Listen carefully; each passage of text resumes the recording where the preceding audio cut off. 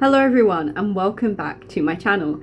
In today's video I'm going to be talking about different study techniques and study tips to make sure you are making the most out of the time you spend revising, just to make sure it's as productive as possible in the shortest length of time. So I'm going to give a couple of tips throughout this video. I do hope they're helpful. If you have any questions, feel free to drop a comment and I'll be sure to reply to you as soon as I can. So my first piece of advice would be to set yourself a plan before you start studying. Now I have a little to-do list planner thing here. This one's from Waterstones. I'm not sure if they still do this specific one, but it is really good. So if you can get your hands on something like this, I would definitely recommend it.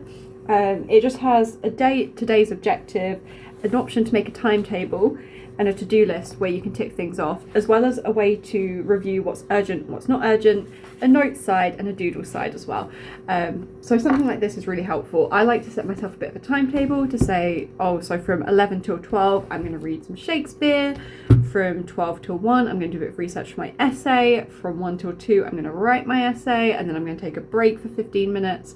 Essentially, if you plan your study, it means it's easier for you to stick to it once you're actually going, because you know what's coming step by step. And if you feel a bit lost on one task, you know what you're going to be doing next. You know you've only got like another 20 minutes to deal with it.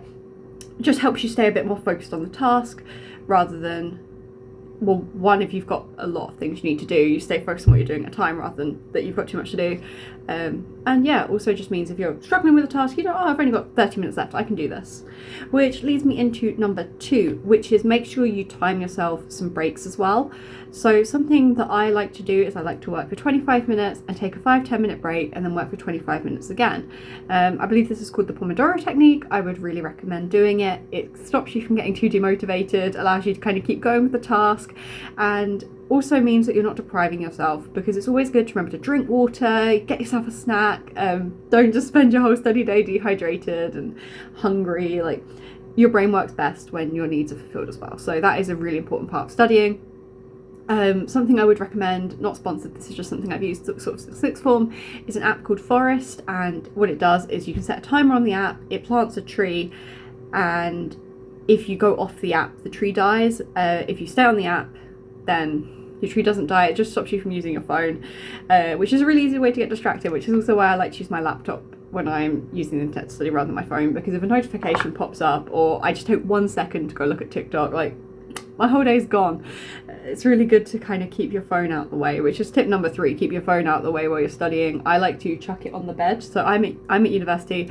When I'm studying at my desk, I like to just throw my phone behind me, and then it's effort to go get it, so I don't check it, which is really helpful. Another thing, number 4, would be to find study techniques that you find productive that work for you. So not everyone is going to have the same kind of techniques that work for them. Some people learn better through like auditory methods, some through visual methods, some by practical methods, and it's best to just kind of experiment, see what you find easiest. So personally, I like to do some practical application. I find that really helps, and it's not what you find easiest, it's what you find helps the most, where you see your improvement, where you see that you're learning. So for me, writing an essay really helped me in my A-Levels and GCSEs to get the technique down, to get the content down, to organise my thoughts, whereas someone might like to listen to some podcasts or listen to some videos and make some notes. Make sure your work is active as well, not just passive listening, not just passive reading. Make sure it's active. I like to annotate my books as I'm reading. For example, for English, I had a very, very annotated copy of Othello. I do actually have it with me, but it's in my bag and I can't be bothered to go get it. But yeah, like annotated copies, stuff like that. Making a mind map as you go of things you're hearing in this podcast. Make it creative as well. I have a couple of videos about some creative revision methods, like making top trump cards, that kind of stuff. And in terms of structuring your revision, sometimes it'd be good to get the tough tasks out the way first and then go to a fun task, like making top trump cards is your second task. For me, I like to read a Shakespeare comedy because I find comedies quite fun to get through. I do English as my degree, if you couldn't tell. I like to read a comedy because I find they're actually quite fun to read, and then I'll review some flashcards or something a bit lighter, and then I'll start working my essay as something a bit heavier.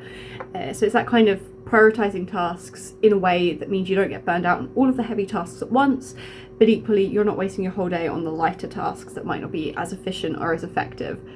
which leads me to another tip. I have lost count of how many I've done, but that is to prioritize tasks. Make sure you are working in terms of what is due first and what is the hardest before you go on to the easier later dates.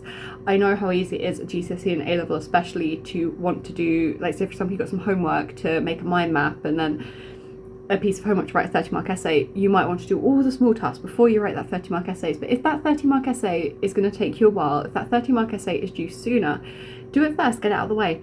It's not going to be fun at the time, but once it's out of the way, it's out of the way. You don't have to think about it anymore. Otherwise, you're just going to have that hanging over you. You're just going to have stuff piling on top of it. You might have another 30-marker set, and then now that you got to do 2 30-markers in one. It's always best to start with the most important and the most closest due task first. I used to at GCSE and A-Level kind of go by the set date is the due date kind of thing, so I'd keep my to-do list free. Obviously this wasn't always feasible. Sometimes I'd be set a bit too much, or I might have something after school where I wouldn't be able to do it. But say for example I get set a 20-marker due on Thursday, a mind map due on Friday, and a mind map due on Tuesday. On a Monday, for example, I would do the mind map due on Tuesday first because it's due the next day, and then I would do the 20 marker, and then I would do the other mind map, just because that's in order of the things are due. But even if the 20 marker was due on Friday, I might do the 2 mind maps together and then do the 20 marker, because they're easier to do together, and also because you still want to get that 20 marker out of the way on the same day. It is really important to give the right amount of timing to your tasks as well. So if you're writing an essay, try to time it how long the essay would take you in an exam, so 30 minutes for a 20 marker. And a mind map depends on how fancy you want to make it, but you could probably do that in about half an hour, so that helps you with your timetable and your blocking your day.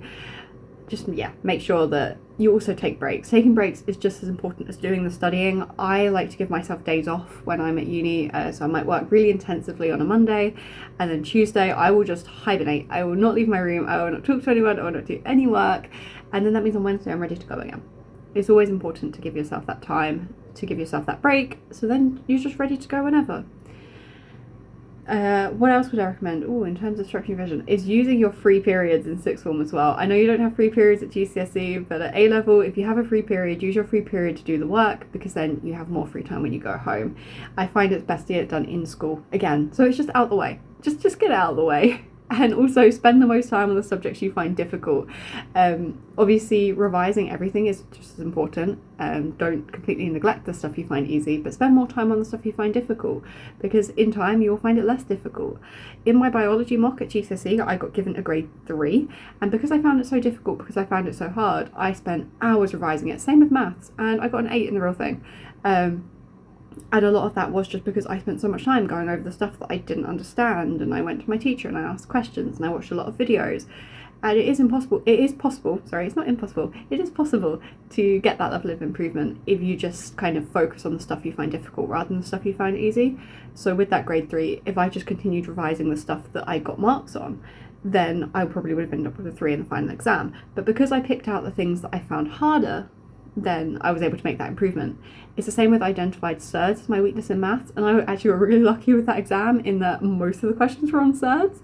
So if you do find something difficult, don't just try and gloss over it. Do go back to it. Do spend time on it, because then you won't find it as difficult. I'm still rubbish at maths, but I did remember how to do surds during the exam.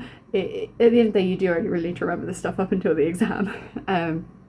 But yeah, sort of to sum up, it's kind of giving yourself breaks, timetabling and planning your day, and also making sure that you are revising stuff you find difficult and you're doing it in an effective way for yourself, because everyone studies differently, everyone learns differently.